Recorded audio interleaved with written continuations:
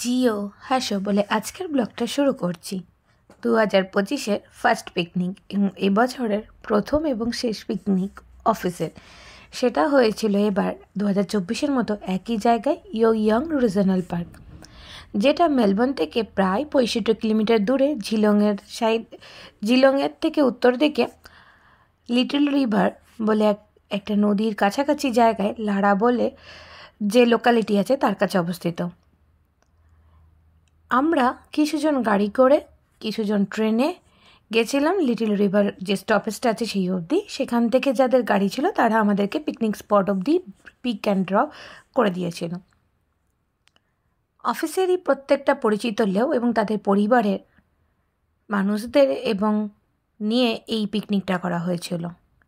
এই ইয়ং জায়গাটা খুব একটা শুধু ফেমাস বলবো না, অনেকই ফেমাস জায়গা। কেননা চারদিকটা প্লেনের মাঝখানে হঠাৎ করে গ্রানাইটের তৈরি অটোমেটিক পাথরের, যে গ্রানাইট পাথর হয় আমাদের, সেই পাথরের তৈরি একটা পাহাড়ি জায়গা, যেখানে শুধুমাত্র ইউক্যালিপটাস গাছ প্রচুর পাওয়া যায়। শুধু নয়, বিভিন্ন ধরনের গাছ আছে। ইউক্যালিপটাস হচ্ছে প্রচণ্ড ফেমাস গাছ ওখানে, যেটা প্রচুর পাওয়া যায়। বন, ঝোপ ঝাড় জঙ্গল প্রচুর আছে। সাথে প্রচুর প্রজাতির পাখি আছে যার নাম আমরা জানি না। কোয়ালা দেখা যায় এবং ক্যাঙ্গারু প্রচুর থাকে। আরও অনেক কিছু নাম না জানা পশু পাখি দেখা যায়।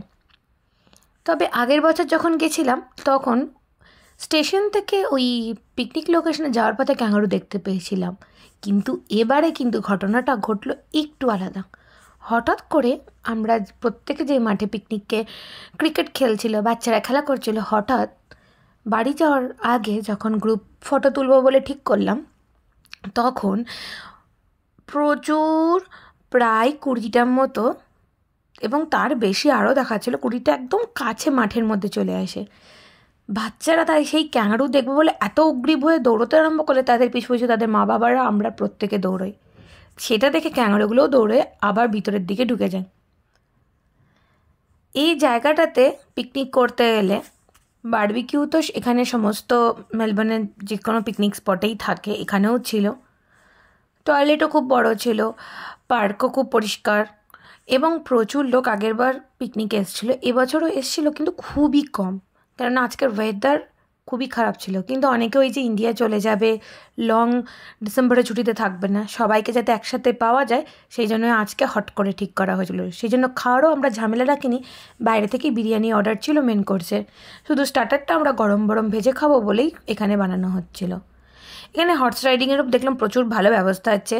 এখানে এন্ট্রি কোনো ফিজ নেই এবং জল টলের জন্য এখানে যেটা বলে ফোয়ারা সেরকম থাকলেও জল নিয়ে আসাই ভালো। আর এখানে ট্রেকিংয়ের খুব ভালো ব্যবস্থা আছে।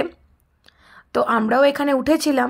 Big rock work, West work, এরকম অনেক রকমের ট্রেকিং হয়। আমরা তাদের মধ্যে একটা উঠেছিলাম, আর বাকি 5-6 জন মতো আরও একদম টপ পিকে উঠেছিল। এটা হচ্ছিল আমরা যেটা উঠেছিলাম তারই একটা পিকের অংশ, যেখান থেকে চারদিকটা খুব সুন্দরভাবে দেখা যাচ্ছে। এর উপরে আরও বিশাল বড় উঁচু পাহাড় আছে, সেখানে অবধি ওঠা যায়, সে তার বাকিটা উঠেছিল। তো অপূর্ব সুন্দর জায়গা। কিছুজন লোক ক্রিকেট খেললো, কিছুজন লোক ট্রেকিং করলো, বাচ্চারা খেলাধুলা করলো, আমরা ফটো ভিডিও করলাম, কিছু লোক গল্প হাসি মজা করে গোটা পিকনিকটা কাটালাম। সাথে ক্যাঙ্গারু দর্শন হলো। আর এই ভিডিওতে জাস্ট সব কিছু ছোটোর মধ্যে দেওয়ার চেষ্টা করলাম, যেটা প্রথমে আমি ক্যাপচার করেছিলাম যাতে সমস্ত কিছুটা কভার হয়, জায়গাটা বোঝা যায়। দেখতে পাচ্ছি এগুলো সব গ্রানাইট পাথরের তৈরি। তবে ক্যাঙ্গারু দেখে বাচ্চাদের যে আনন্দ, আর তাদের অ্যান্ট হাউস, আর মানে প্রচুর ট্রিলিয়ন অ্যান্ট ওরা দেখতে পেয়েছিল এবং সেই অ্যান্টগুলোকে ওরা কত দূর থেকে গাছের ডালপালা নিয়ে বয়ে নিয়ে এসে বাচ্চাগুলো তাদেরকে অ্যান্ট হাউস বানাচ্ছিল এবং 1টা থেকে 2টো যখন অ্যান্ট হাউস দেখতে পেলো তাদেরকে আবার বাউন্ডারি দেওয়ার চেষ্টা করছিল। সেই সব নিয়ে পরের ভিডিওতে ডিটেলসে দেখাবো। আর এই ভিডিওটা শুধুমাত্র এত সুন্দর মনোরম পরিবেশের জন্য। দেখতে পাচ্ছ কি সুন্দর রামধনু উঠেছে এতবার বৃষ্টি আর রোদের মাঝখানে। মনে হচ্ছে না আমরা উপরে রামধনুটা নিচে, সত্যিই তাই লাগছিল। খুব সুন্দর হাসি মজা আনন্দে। ওয়েদারটার জন্য অনেকটাই আমাদের আনন্দটা নষ্ট হয়ে গেলেও মন কি মানবে, আনন্দ করব না? তো সব কিছু মিলিয়ে মিশিয়ে খুব ভালো একটা দিন কাটলো। সবাই খুব ভালো থাকবে, সুস্থ থাকবে, আনন্দে থাকবে।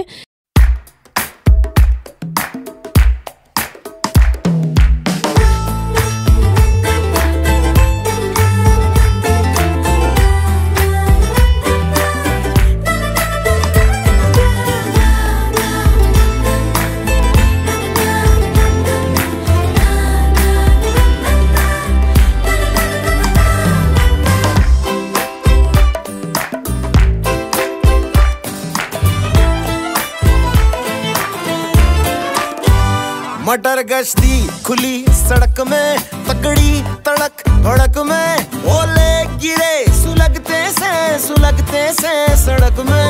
छतरी न थी बगल में, आया ही ना अकल में कि भागे हम या भीगे हम अकड़ में। तो सोचा फिर गीला हुआ है जो सुखाना हो, चाहे जनाना या मर्दाना हो।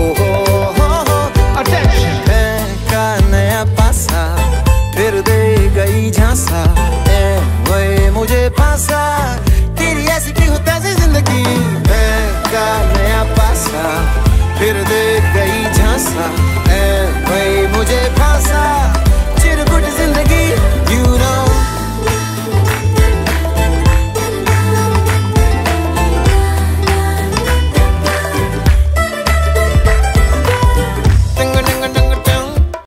হলো সেই সারপ্রাইজ।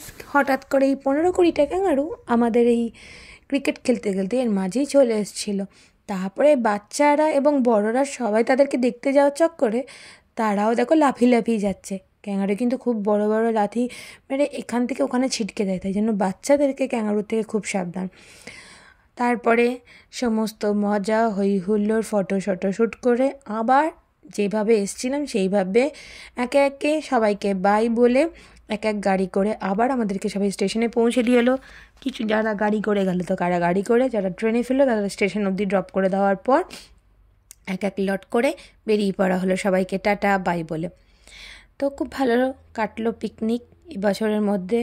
সামনের বছর হয়তো নাও থাকতে পারি, না থাকার চান্সটাই সব মানে বেশি। তো আবার কখন আবার পিকনিকে আসবো জানা নেই, তবে 2 বছর 2024-25 দু বছরই একই লোকেশনে এলাম, ক্যাঙ্গারু দেখলাম, মজা হলো। অফিসের বিদেশে এসে সেকেন্ড ফ্যামিলিতে অফিস থাকে এবং সেটা বেশি করে বোঝা যায়, কারণ বিদেশে এসে উল্টোটাই হয়ে যায়, ফার্স্ট ফ্যামিলিটাই হয়ে যায় অফিস, সেকেন্ড ফ্যামিলিতে নিজেদের বাড়ি হয়। কারণ 24 ঘন্টায় অফিসের মানুষদের জন্য থাকা, আর উইকেন্ড মানেও তাদের সাথে ঘোরাফেরা মানেও সেই তাদের সাথেই। তো খুব ভালো লাগলো অফিস পিকনিক। সবাই খুব ভালো থেকো, সুস্থ থেকো। দেখা হবে পরের কোনো একটা হাসি খুশি ব্লগ নিয়ে। ততক্ষণের জন্য টাটা। আর পিকনিকের আরও হই হুল্লোড় আর ক্রিকেটের জন্য পরে একটা ছোট্ট ভিডিও দেব নিশ্চয়ই, যেটা এই ভিডিওর সাথে আর অ্যাড করলাম না। মজা হই হুল্লোড় আনন্দ করে প্রত্যেকের জীবন কাটুক। দেশ হোক বা বিদেশ, একবার করে বছরে পিকনিকটা দরকার একসাথে ঘুরতে যাওয়ার জন্য। টাটা।